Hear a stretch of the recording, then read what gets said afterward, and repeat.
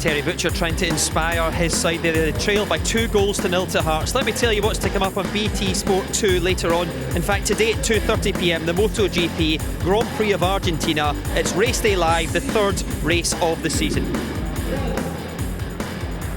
And with Michael Stewart, former Hibs and Hearts player, Alan Archibald, the Partick Thistle manager, is with us. Stephen Craigan, as always, as well. So much to get through and something to look at that happened right at the end of the half. Should Hearts have had a penalty? This is at 2-0, Stephen. Liam Craig handball in the box. Well, it would have just compounded the poor 6 or 7 minutes that Hibs had. I think Hibs eventually got the free kick. It was for a high foot, but you clearly see Liam Craig leading with his hand, so maybe it's the one little bit of luck that Hibs have had in the first half. So you think that could have been a penalty? Yes, I think it could have been. Let's go back through the half then, because Hearts started quite well, but then Hibs got a foothold in the game. Jason Cummings had a few opportunities, including this header.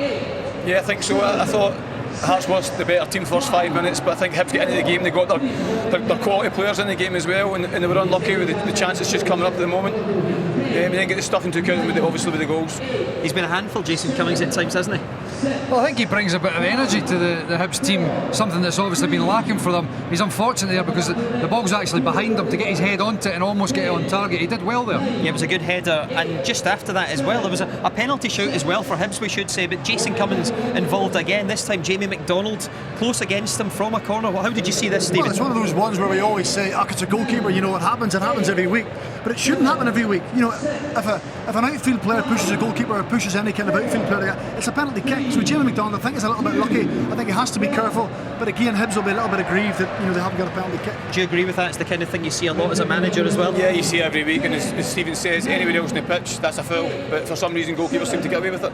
Okay, so Hibs were in the game, well in the game at that point, and then it all turned. Callum Patterson, who scored a massive goal earlier in the season in the derby, got this one as well. It was poor marking, wasn't it, Michael? Well, I think it's just endemic of Hibs' season. Nobody's really taking command. There's a huge debate here in terms of 2 people on the post or not. You see Liam Craig in the front post area. He tries to get back in here. You see it's coming right for him, and whether he thinks McGowan's going to header that there, he could and should have cleared these lines there.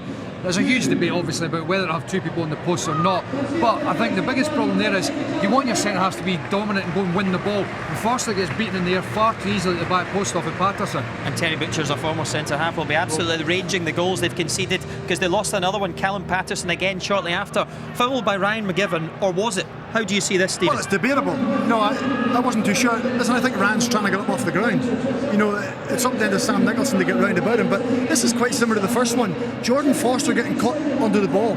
As soon as you get caught under the ball as a centre half, you've no idea where the opposition player is. He's no idea where Callum Patterson is. He's jumping and hoping Callum Patterson doesn't get above him. He's great in the air, Patterson, he's aggressive, and Foster couldn't get off the ground, and Patterson makes a really good run. This is terrific from him. Great delivery for Kevin McCarthy. He's capable of that in wide areas. I think the delivery for him is a real key in this game as well, and there again was a fantastic ball in from him from the free kick. And Patterson is excellent in the air, of course, but Alan, those must be the kind of goals that managers just hate to lose. Yeah, as a manager, and Terry being a former centre half as well, he'll be absolutely raging. As they say, you've got a man to pick up every week. It's up on the board, and you've got a job to do. You've got to take, as Michael said, you've got to take responsibility. And unlucky for the boy Foster, you get caught underneath the ball twice. You've worked under Terry Butcher before, haven't you, Stephen? What on earth will he be saying to his players in there right now? Well, it'll not be something he hasn't said before. And without actually finger pointing young Jordan Foster, he's got to try and get around the team, because for 35 minutes they were decent.